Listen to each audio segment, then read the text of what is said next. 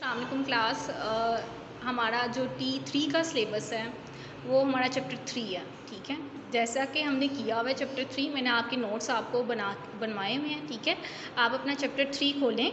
ठीक है, उसकी डेफिनेशन आप पहले अच्छे तरीके से पढ़ें कि चैप्टर 3 में पढ़ना हमने क्या है, वो बिज़नेस से रिलेटेड है। ठीक है, आप किसी भी बिज़नेस में जो भी अगर आप एक ऑर्गेनाइजेशन में काम करती हैं या एक ऑर्गेनाइजेशन में अगर आप अपना बिज़नेस चला रही हैं, ठीक है, आपने देखना है कि उसमें आपको प्रॉफिट हो रहा है या लॉस हो रहा है। ठीक है, आप जो जितनी इनकम अपनी उस बिज़नेस में चला रहे हैं वो आपको अर्न हुई है या नहीं, उसके बैक एंड में आपको क्या रिस्पॉन्स आया है। ठीक है, आपने ये चीज़ देखनी है। ठीक है, ये चैप्टर 3 में मैंने आपको सिर्फ इसका ओवरव्यू दिया। ठीक है, आपके पास ये सबसे पहले आपने फाइंड द कॉस्ट प्राइस, सबसे पहले आपने कॉस्ट प्राइस देखनी है कि आपकी जब भी किसी चीज़ को, किसी भी अमाउंट को, ठीक है, आपने फाइंड करना है कि आपको उसमें प्रॉफिट हुआ है या लॉस हुआ है। ठीक है, आप अपने घरेलू एग्जांपल ले लें, अपने पापा का बिज़नेस चला लें या बिज़नेस में देख लें कि आपके पापा जो काम कर रहे हैं क्या उनमें उसको प्रॉफिट हो रहा है या नहीं हो रहा। ठीक है, अपनी डेली लाइफ में जितनी भी आप प्रोडक्ट सेल आउट करते हैं, ठीक है,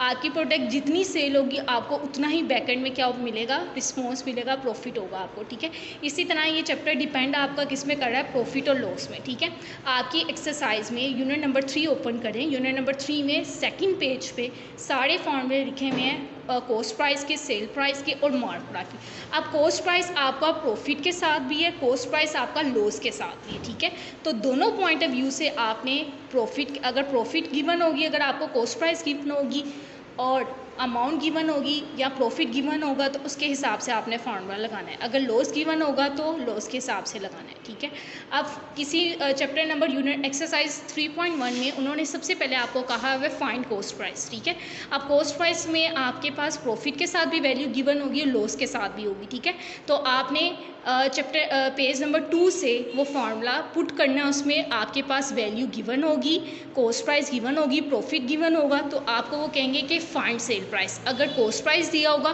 तो आपको सेल प्राइस फाइंड करना पड़ेगा। ठीक है, इसके अलावा आपने अच्छी तरीके से इनकी डेफिनेशन को याद करना है कि आपसे पूछा जा सकता है सीपी क्या है, एसपी क्या है, एमपी क्या है। तो सीपी स्टैंड फॉर क्या होता है, कॉस्ट प्राइस होता है, एसपी स्टैंड क्या होता है, सेल प्राइस होता है, और एमपी स्टैंड क्या होता है, मार्क प्राइस होता है।